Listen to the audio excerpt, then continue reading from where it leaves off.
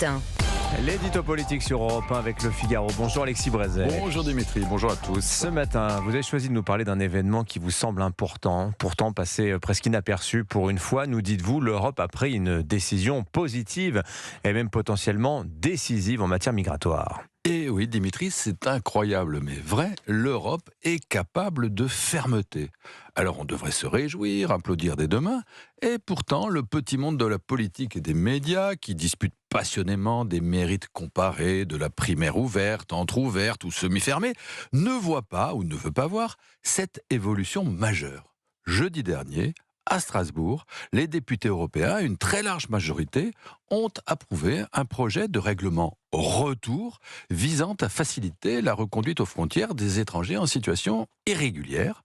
Un projet courageux qui rompt totalement avec le laxisme migratoire auquel l'Europe nous avait habitués. Sur le papier, c'est une révolution. Tous les mécanismes empilés depuis près de 20 ans qui font qu'en Europe, 80% des décisions d'expulsion ne sont jamais exécutées, eh bien, tous ces mécanismes sont supprimés. Fini la règle du départ volontaire. On n'attendra plus que les illégaux condamnés à quitter le territoire fassent le choix de partir d'eux-mêmes, comme aujourd'hui. On les expulsera d'autorité. La décision prise par un pays européen vaudra dans tous les pays. Et les recours contre cette décision ne seront plus suspensifs. Fini la règle des 90 jours de rétention, à l'issue desquels l'étranger illégal, fût-il déjà condamné pour crime, est automatiquement relâché dans la nature. Le délai de rétention est porté à 2 ans, ce qui devrait être suffisant pour éviter la réédition de tragédies comme la mort de Philippines. D'autant, et c'est un autre changement considérable, que si un pays d'origine refuse toujours d'accueillir ses ressortissants, eh bien, il sera désormais possible de les renvoyer vers un autre pays qui accepterait de les reprendre.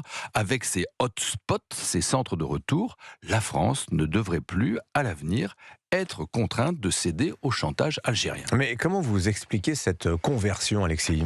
Il s'est passé, Dimitri, une chose toute simple et souvent décisive en politique qui s'appelle les élections.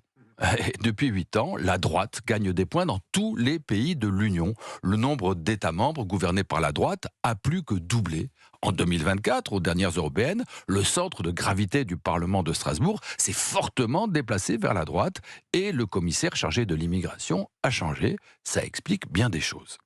Il s'est passé aussi que François-Xavier Bellamy, le chef de file des Français au sein du groupe PPE, a eu le culot et l'habileté de tirer les leçons politiques de cette grande bascule. Constatant l'impossibilité d'avancer sur ce dossier avec les alliés traditionnels, libéraux, sociodémocrates, eh bien, il a su convaincre Manfred Weber, le patron allemand du PPE, de la nécessité de trouver des appuis plus à droite du côté des amis de Giorgia Meloni, de Jordan Bardella et de Sarah Knafou. Alors l'affaire n'est pas allée sans mal, elle lui a valu de subir des attaques violentes en Allemagne, mais enfin, à la fin, le texte du PPE a été largement adopté avec le soutien des droites radicales, mais sans les voix des macronistes de Renew qui ont voté contre, ni celles des philippistes du même groupe qui ont préféré l'abstention. Et le texte, maintenant, il va entrer en vigueur, Alexis ? Il y aura probablement des escarmouches avec la Cour de justice de l'Union ou la CEDH. Mais enfin, le nouveau règlement européen devrait être directement applicable dans les droits internes d'ici l'été. Alors, applicable, ça ne veut pas dire qu'il sera forcément appliqué. Ça dépendra des gouvernements nationaux qui saisiront ou non ces nouveaux instruments juridiques mis à leur disposition. Disons que ceux qui souhaitent réellement agir contre l'immigration clandestine, maintenant ou après la présidentielle de 2027, disposeront d'un arsenal efficace, tandis que les autres, pour ne rien faire, auront une excuse de moins. L'édito politique sur Europe 1. Merci Alexis Brézet. À la une du Figaro ce matin, la guerre d'Iran qui percute le commerce international. Je signale aussi un grand papier consacré à Édouard Philippe qui justement déploie ses propositions sur l'immigration en vue de l'élection présidentielle. Merci beaucoup Alexis, bonne journée.